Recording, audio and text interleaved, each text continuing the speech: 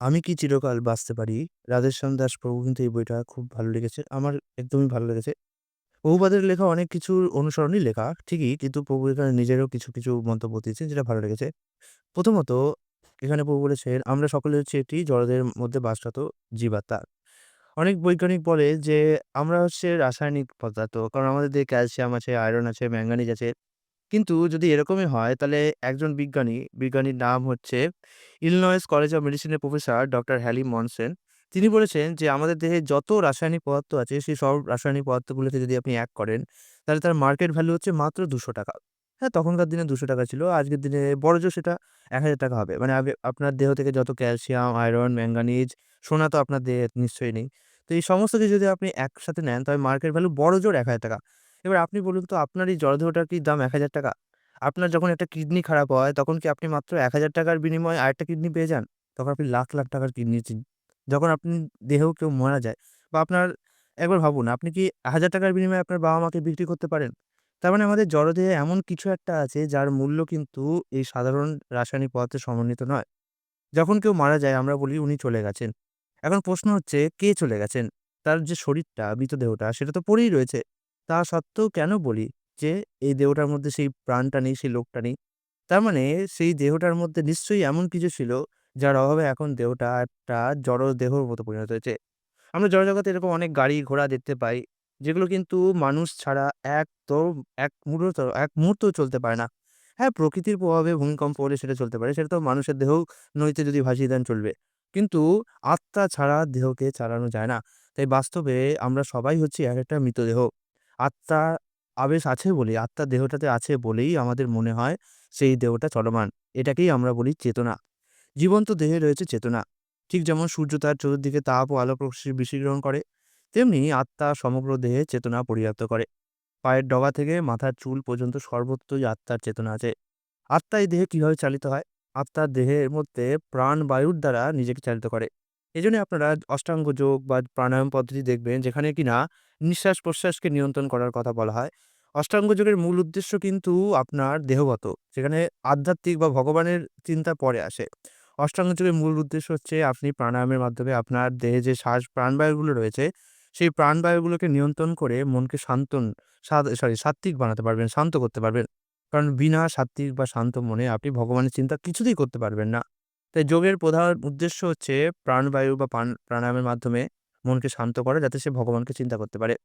আত্মা যে আছে তার আরো একটা প্রমাণ হয়েছে নিয়ার ডেথ এক্সপেরিয়েন্স। আসলে দেখা গিয়েছে যে কিছু মানুষ যারা প্রায় মৃত্যুর দ্বারপ্রান্তে অবস্থিত হয়েছেন, তারা নিজেকে দেখেছেন যে সে তার বডি থেকে আলাদা হয়ে গেছে। যেমন আপনাকে একটা গল্প বলি। গল্প না, একটা আসল ঘটনা। যেটা এমরি ইউনিভার্সিটি মেডিকেল স্কুলের প্রফেসর ও কার্ডিওলজিস্ট ডক্টর মাইকেল বি. স্যাবম ১ম এ এই এনডিএ মানে নিয়ার ডেথ এক্সপেরিয়েন্স সম্পর্কে অত্যন্ত সন্দিগ্ধ ছিলেন। মানে তিনি বলেছিলেন এগুলো বোগাস, এগুলো সত্যি না। তাই তিনি এগুলো নিয়ে রিসার্চ করতে শুরু করলেন। কিন্তু কঠোর রিসার্চ করে তিনি দেখলেন যে একটা লোক ছিল। সেই লোকটা তার অপারেশনের সময় দেখতে পায় তার পরিবার-পরিজন বসে রয়েছে এবং তারা কাঁদছে। তিনি যান তার কাছে গিয়ে বলে, "তোমরা কাঁদছো কেন?" কিন্তু আশ্চর্য ব্যাপার লোকটা দেখে যে কেউ তার দিকে সাড়াও দিচ্ছে না। তারপরে তিনি অবাক হয়ে দেখেন যে তিনি শুয়ে রয়েছেন আর ডাক্তাররা সেখানে ছুরি-কাঁচি চালাচ্ছে এবং সেই লোকটার পরে ইন্টারভিউ নেওয়া হয় এবং সে অপারেশনে হুবহু পুরো ১ম থেকে কি হয়েছে সব বলে যায়। তখন আরো পরীক্ষা-নিরীক্ষা চালানো হয় এবং দেখা যায় যে সেই লোকটার কিন্তু কোনো আগে মেডিকেল রেকর্ড ছিল না এবং সে কোনোভাবে যখন অপারেশন হচ্ছিল তখন বেঁচেও ওঠে মানে জ্ঞান ফিরেও পায়নি। তাহলে কি করে সে এত পুঙ্খানুপুঙ্খ বিবরণ দিতে পারল? আর সেটা নয় বাদ দিলাম, তার যে পরিবার-পরিজন যারা বাইরে রয়েছে তাদের কি করে সে দেখতে পারল? তারা কি জামা পরে রয়েছে? কারণ সে অনেকদিন ধরে কোমায় ছিল।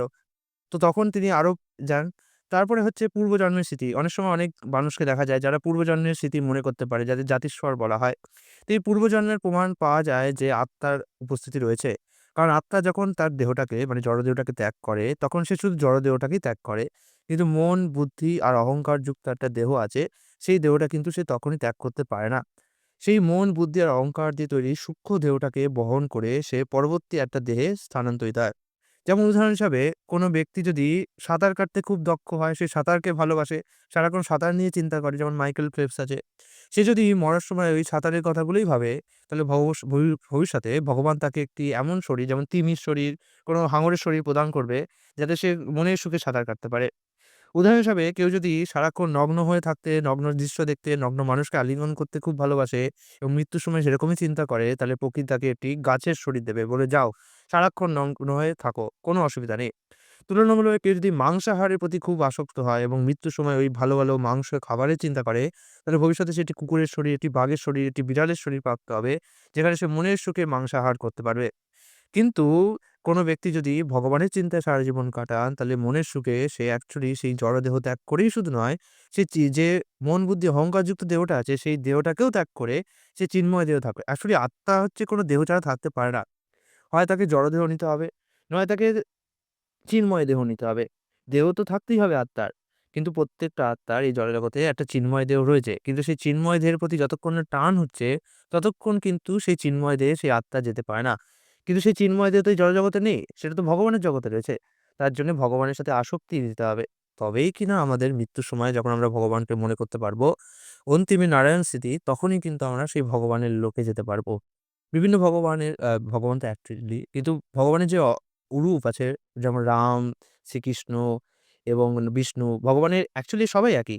প্রকাশ গুণ অনুসারে, লীলা অনুসারে আলাদা, আলাদা। প্রত্যেকের আলাদা, আলাদা ধাম রয়েছে। যেমন রামচন্দ্রের ধাম হচ্ছে সাকেত ধাম।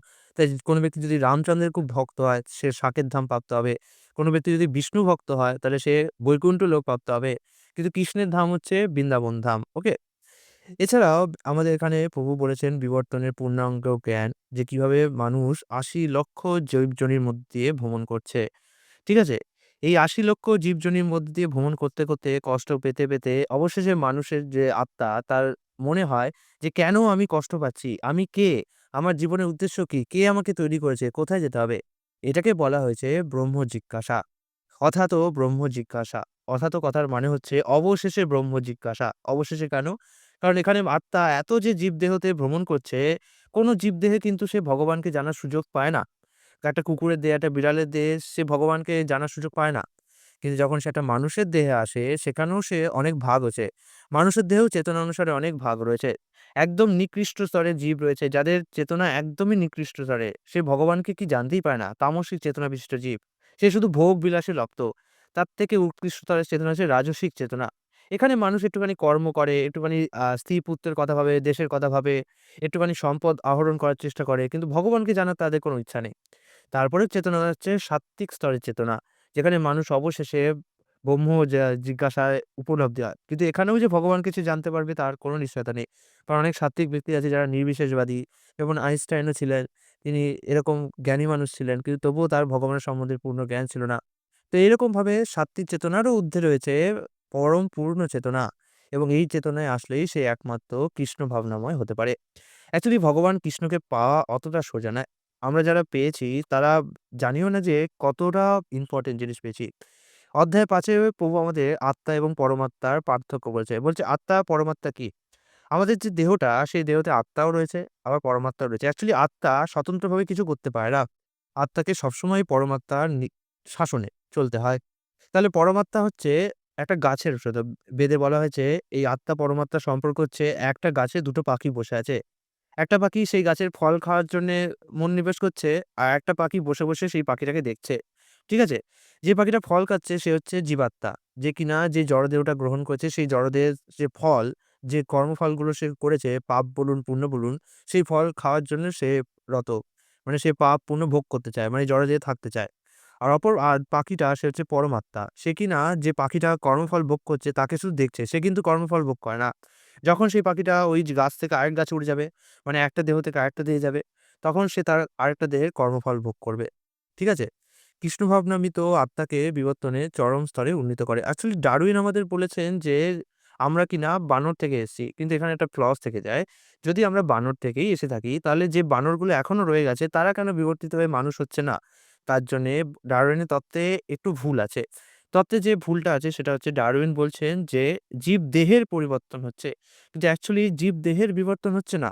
জীবদেহ তো সেরকমই রয়েছে। ৮৪,০০,০০০ জীবদেহ রয়েছে। আত্মার বিবর্তন হচ্ছে।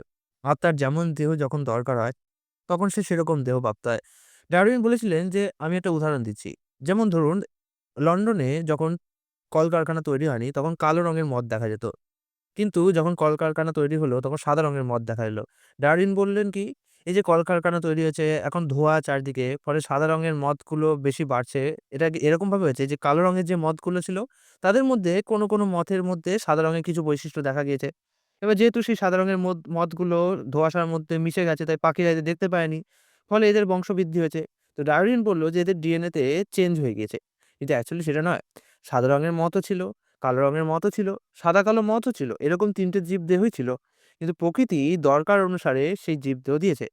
যে সমস্ত মথগুলোর বেশি সময় ধরে বাঁচার দরকার ছিল, যাদের হয়তো বিবর্তন হয়নি, তারা কালো রঙের মথ থেকে সাদা-কালো মথে পরিবর্তিত হয়েছে। তারপরেও যাদের সেই সময় মথ হওয়ার দরকার ছিল, সেখানে হয়তো সাদা রঙের শরীরই উপলব্ধ ছিল। তাই সেই হিসাবে প্রকৃতি সেখানে সাদা রঙের মথের শরীর তাদেরকে দিয়েছে। এটা অনেক জটিল একটা ব্যাপার। কিন্তু অ্যাকচুয়ালি ভেবে রাখুন, জীবদেহের বিবর্তন হচ্ছে না। জীবদেহ তো সেই একই রয়েছে। যে বিবর্তন হচ্ছে কি আমাদের আত্মার। উদাহরণ হিসেবে বলতে পারি বাড়ি-ঘোড়া। একটা বাড়ি আছে ১০ টা তলা। ১ম এ ৩ টে তলাতে খুব যারা লোয়ার কাস্ট যারা কম ভাড়া দিতে পারে তাদের জন্য। মধ্যম তলাগুলোতে মোটামুটি মিডল ক্লাসের জন্য। একদম উপরের তলায় হচ্ছে টপ লেভেলের অফিসারদের জন্য। এবার একটা মানুষ ১ম এ অল্প একটু টাকা-পয়সা ছিল, সে নিচের তলায় থাকলো। টাকা-পয়সা বাড়লো, মাঝের তলায় গেল। আরো ভালো টাকা-পয়সা গেল, উপর তলায় গেল। এবার আমরা বলতে পারি না যে এইভাবে তলাগুলির পরিবর্তন হচ্ছে। অ্যাকচুয়ালি মানুষটা প্রতিটা তলাতে যাচ্ছে এবং যখন যে তলাতে যাচ্ছে তখন সেই ঘরটা আলোকিত করছে। তেমনি জীবদেহগুলো ফিক্সড রয়েছে। যখন আত্মা যে জীবদেহে যাচ্ছে সেই জীবদেহটাকে নিয়ে এগিয়ে যাচ্ছে। তো এই বইটা পড়লে এগুলো সব যে বইতে আছে তা না। আমি এগুলো কিছুটা আমার অন্যান্য বই থেকেও পড়েছি। তবে হ্যাঁ, এই বইটা অবশ্যই সংগ্রহ করার দরকার আছে আপনাদের। ভালো বই, একটা ছোটখাটো বই। ঠিক আছে? এটা আপনি মায়াপুর থেকে পেতে পারেন। এছাড়া অন্য কোনো সেন্টারে পাওয়া যাবে কিনা আমি ঠিক জানি না। এটা ইসকনের সংকীর্তন ডিপার্টমেন্ট করেছে। খুব বেশি দাম না, ৳১৫ মতো দাম। কেমন লাগলো আমাকে যদি জানান, আমি খুব খুশি হব। আগামীকাল আরেকটি ভিডিও নিয়ে উপস্থিত হব। আজকের জন্য বিদায়।